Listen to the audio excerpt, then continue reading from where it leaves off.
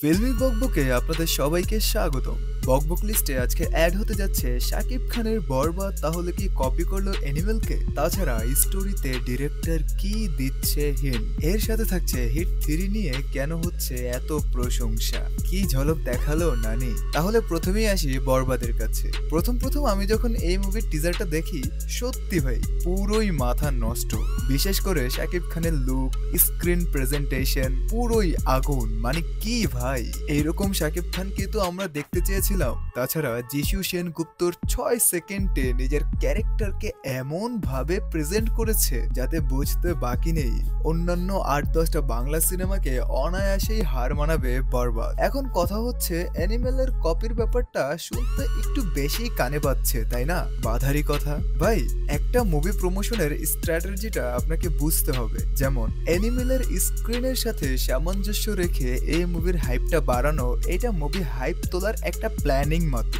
আর লক্ষ্য করলে দেখবেন যত মুভি এখন পর্যন্ত হিট হয়েছে তার প্রত্যেকটারই কোনো না কোনো ব্রুটাল সিন বা কোনো একটা সিন তার পরবর্তী মুভিগুলোতে প্রকাশ পেয়েছে। তাই এটা বলা ভুল হবে যে এই সিনটা দিয়ে পুরো মুভিটাকে কপি বলা। তাছাড়া এখানে একটা ব্যাপার প্রশংসার যোগ্যতা রাখে, তা হলো প্রত্যেকটা ফ্রেমে শাকিব খানের লুক থেকে শুরু করে স্ক্রিন প্রেজেন্টেশন বুঝিয়ে দেয় শাকিব খান কতটা খাতারনাক ভাবে এই পুরো মুভিটা জুড়ে থাকবে। আচ্ছা, ডিরেক্টর কি হিন্ট দিল তা তো বলাই হলো না। এই মুভির টিজার দেখে ডিরেক্টরের স্টোরি সম্পর্কে যেমনটা হিন্ট দিয়েছে তা হলো, টিজারটা আপনি ভালোভাবে নোটিস করলে দেখবেন যে এই মুভিতে শাকিব খান অনেক রিচ পরিবার থেকে বিলং করে এবং সে একটু অ্যাডিক্টেড নেশা জাতীয় দ্রব্যের প্রতি। কিন্তু এইখানে র্যাপিস্টের যে ব্যাপারটা তা আমার মনে হয় না যে শাকিব খানের ক্যারেক্টারের। কেননা এইখানে আপনি ভয়েস ওভার লক্ষ্য করলে দেখবেন যে মেল ভয়েস ওভারটা ডিসক্রাইব করে যে সে একজন ড্রাগ অ্যাডিক্টেড এবং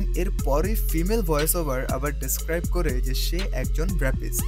এখানে কেন জানি না আমার মনে হচ্ছে যে র্যাপিস্টটা হয়তো যিশু সেনগুপ্তা, কারণ প্যান্টের এই চেন আটকানোর দৃশ্যটা কিছুটা তাই মিন করছে। আর স্টোরিটা মূলত যেটা হতে যাচ্ছে তা হলো শাকিব খান এখানে অ্যাডিক্টেড হলেও সে একজন মেয়ের প্রেমে পুরোই উন্মাদ এবং কোনো কারণে সে ওই মেয়েটিকে হারিয়ে ফেলে, অর্থাৎ মেয়েটি মারা যায়। এখন মারা যায় কেন বলছি, এই পোস্টারটা নোটিস করলে দেখবেন এখানে দেয়া আছে যে নিতু হত্যার বিচার চাই। আর কোনো কারণে শাকিব খানের ওপর তারই প্রেমিকাকে হত্যা করার অভিযোগ ওঠে। আর এই দিকে শাকিব খান পুরো তাণ্ডব চালায় তার প্রেমিকার হত্যাকারীকে শেষ করার জন্য।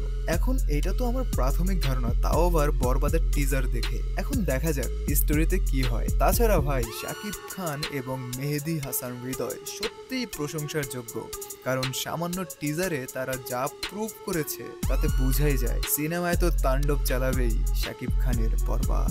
এবার আসি ন্যাচারাল স্টার নানির কাছে। নানি যার অ্যাক্টিং সবসময় হয় প্রশংসার যোগ্য, বিশেষ করে তার লাস্ট মুভিগুলো তাকে তুলে ধরেছে এক অনন্য উচ্চতায়। আর এরই মধ্যে প্রকাশ পেয়েছে নানির হিট 3 টিজার, আর যা দেখে আপনি ধরতেই পারেন রিসেন্ট মুভি মার্কো আর অন্যান্য ব্রুটাল মুভিগুলো থেকে কোনো অংশে পিছিয়ে থাকবে না এই মুভিটি। আর বিশেষ করে এর ব্রুটাল সিনে যে নতুনত্ব, যেমন শরীর 2 টুকরো করে আলাদা করে ফেলা, লাঠি চার্জ এবং কেস সলভ করতে গিয়ে ব্রুটাল সিনগুলো প্রত্যেকটাতেই মানে একটা অন্যরকম সাসপেন্স ক্রিয়েট হচ্ছিল। আচ্ছা, এটাও কি মনে হচ্ছিল না যে নানি এখানে ডাবল ক্যারেক্টারের? কিন্তু একটু চিন্তা করলে দেখবেন যে যতগুলোই মুভি হয়েছে তার মধ্যে কোনো না কোনো কনফিউশন থেকেই যায় তার টিজার দেখলে। সো এখানেও একটা কনফিউশন আছে। আর তাছাড়া প্রত্যেকটা প্লটে এমন ভাবে প্রেজেন্ট করা হয়েছে যে স্টোরিটা মূলত কি নিয়ে তৈরি হবে হিট 3-র, তা যদি আপনি বুঝেন যে হিট 3-র আগের যে পর্বগুলি চলে গিয়েছে ওগুলো তো কেস সলভ, এটা কমন, এটা বোঝা যায়। কিন্তু আদতেও এর স্টোরিটা মেনলি কি নিয়ে তা কোনোভাবে বোঝা যায়নি এর টিজার দেখে। সো এক্সপেক্ট করাই যায় আরেকটা হিট আসতে চলেছে নানির কেরিয়ারে। আর এই তো ছিল রিসেন্ট কিছু টিজারে আমার ধারণা। আচ্ছা, আপনার কি মনে হয় শাকিব খানের বরবাদ আর নিশুর দাগি টক্করে কে যাবে এগিয়ে, নিশো নাকি শাকিব?